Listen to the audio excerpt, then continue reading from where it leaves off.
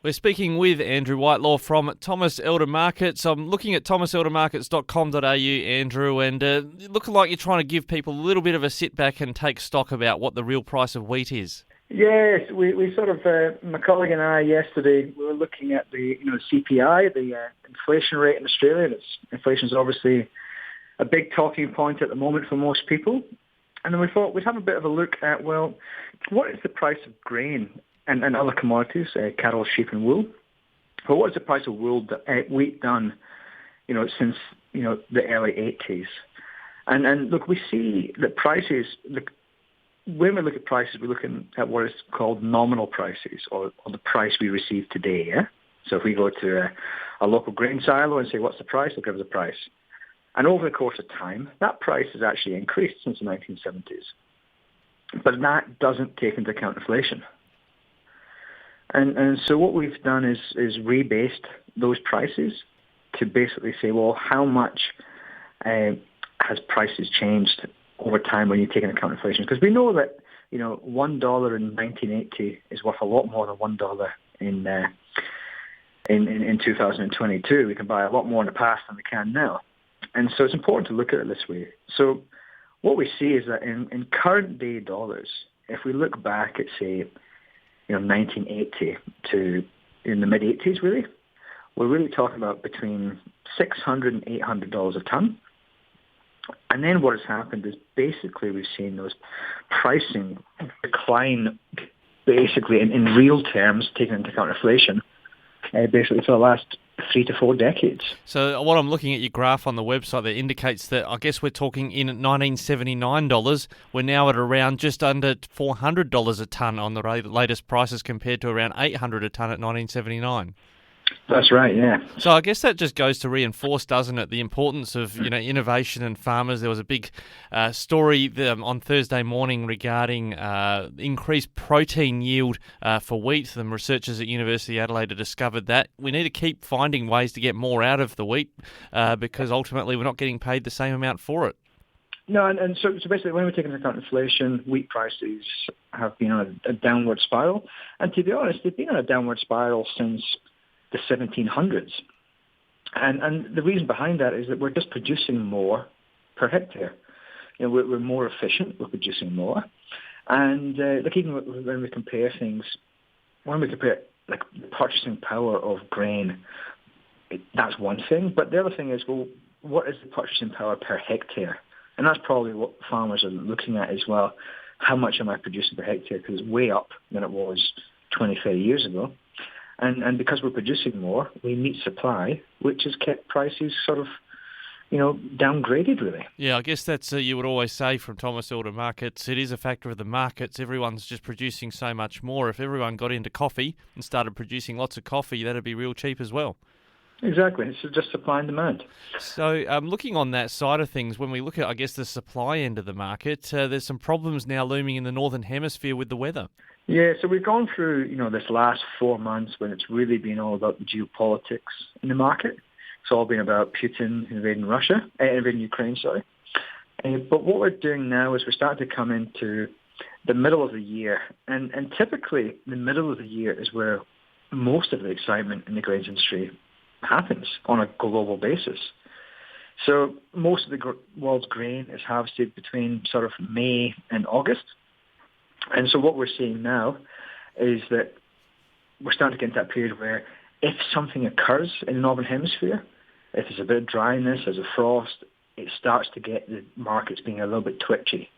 Bearing in mind we've already got the issues that we know about in Ukraine and Russia. And so the world needs to produce grain. And if it doesn't produce grain, things are going to be like a firework or a rocket. And that's what we're starting to see now is that in recent days, we've seen the market rallying quite strongly on a global level. And it's not because of Ukraine and Russia. It's because of the old weather factors. So we're seeing in the United States, their winter wheat crop is the worst since 1989. We're seeing, Canada is having similar concerns. And even France, which was looking almost ideal until about maybe last week, it's starting to dry out. Romania is starting to dry out. And it really is pointing towards a potential for large parts of the world's major producers having a reduction in capacity. And we saw about last Thursday the UN talking about how they were concerned that the number of people without enough food to eat on a daily basis has reached an all-time high, and they say they were poised to hit appalling levels. Are we on the cusp, from what you're saying there, of a global food shortage? Look, I think the UN might have said it last week, but I said it in February on this very radio show, I believe. And yes, we are, in a way, on the cusp of having real major food concerns. In reality, places like us, Australia, UK, USA, Europe, all those sort of places that have a lot of wealth are probably not going to struggle too much, because we only spend a minuscule amount of our weekly income on food.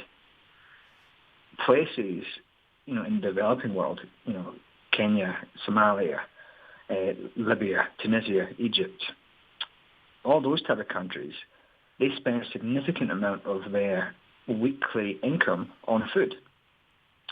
And so when you see inflation in food prices, it disproportionately impacts upon people who, don't have the capacity to chop and change things. Like we might spend 12% of our weekly income on food. If food prices rose 5%, then we could stop going to, a coffee shop once a week, or, that type of thing. If you're spending 70% of your income on food in the developing world, well, you don't have that much flexibility to start rationing the other things you spend money on. And so it's those countries that have typically got very little local production. I'm talking Middle East and North Africa, high populations, and unfortunately large poor populations.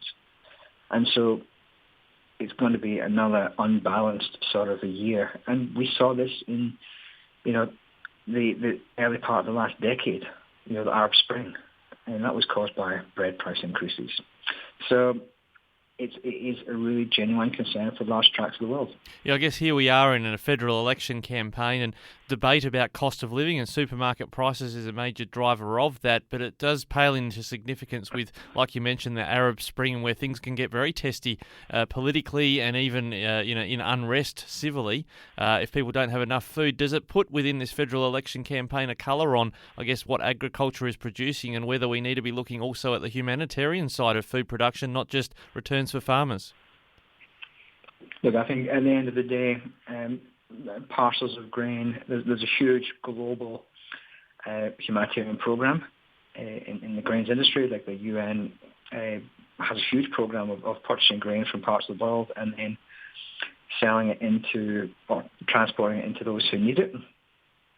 But the reality is there is enough grain in the world. It's just getting it to the right people. And, really, if we're looking for somebody to blame for this, there's one person on the planet that we can really force the blame onto, and that's Putin.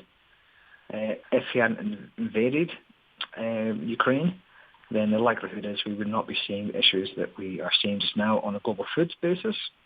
Conversely, we probably wouldn't be seeing the high prices that we're currently seeing. Yes, I guess when you take Russia and Ukraine offline and they're major food producers, that's certainly going to exacerbate a shortage.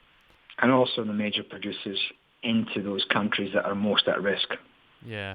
Well, Andrew, fascinating conversation. And like you say, you did call it earlier this year that we were on the cusp of food shortage. We'll track it continually with you here on Flow. Thanks for your time with us today. Well, maybe the UN were listening to the podcast and this radio station, 4FM, and then they decided to come out with the same. Well, we'll keep breaking the big stories here on Flow. Thanks again, Andrew. Anytime, buddy.